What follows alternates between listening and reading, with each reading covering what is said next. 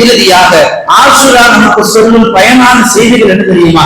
யார் ஆஷுரா நோன்பை கடைபிடிப்பார்களோ அல்லாஹ்வும் ரசூலும் சொல்லுகிறார்கள், உங்கள் குடும்பத்திலே உள்ள அனைவருக்கும் நீண்ட ஆயுள் கிடைக்கும், பம்பர் ஆஃபர்.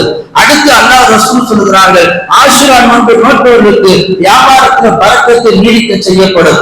ஆஷுரா நோன்பை கடைபிடிப்பவர்களுக்கு உங்கள் உடம்பில் உள்ள நோய்களை அல்லாஹ் அகற்றி விடுவான். இனி வரும் நோய்கள் அல்லாஹ் தஆலா எடுத்து விடுவான்.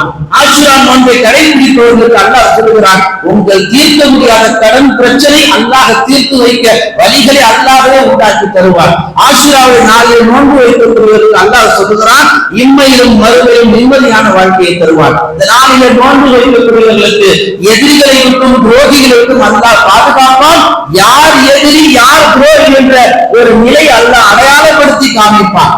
அடுத்து அல்லாஹ் சொல்லியிருப்பான், ஆஷுரா நோன்பை கடைபிடிப்பவர்களுக்கு அல்லாஹ்வுடைய பொருத்தம் கிடைக்கும், ரசூலுடைய துஆ பரக்கத்து கிடைக்கும், இறுதியாக சொர்க்கம் கிடைக்கும், இறுதியாக நரகம் தடை செய்யப்படும்.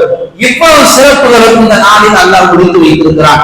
எனவே இவ்வளவு நேரம் ஆஷுராவுடைய சிறப்பை சொன்ன இந்த செய்திகள் அனைத்தையும் வெறுமனே 4 செவத்துக்குள்ள வாங்கி உள்ளத்துல வச்சு போற போக்குல காத்துல அப்படியே பறந்து விட்டு போகாம அதை கொண்டு போய் வீட்டுல மனைவி கிட்ட, பிள்ளைகிட்ட, உங்களுடைய சொந்த பசங்க கிட்ட எல்லோரிடத்திலும் சேர்த்து அந்த நாளில கண்ணியப்படுத்த நீங்கள் நோன்பு வைப்பதுதான் ஆக சிறப்பு என்று அல்லாஹ் ரசூலும் சொல்லி தருகிறார்கள். எல்லாம் அல்லாஹ் தஆலா அந்த நாளில நோன்பு பிடிக்கக்கூடிய உம்மத்தாக நம்மை ஆக்குவானாக. எதை பேசினோமோ எதை கேட்டோமோ அதன்படி அமல் செய்யக்கூடிய நற்தௌஃபீகை வல்ல நாயகன் எல்லோருக்கும் வழங்குவானாக.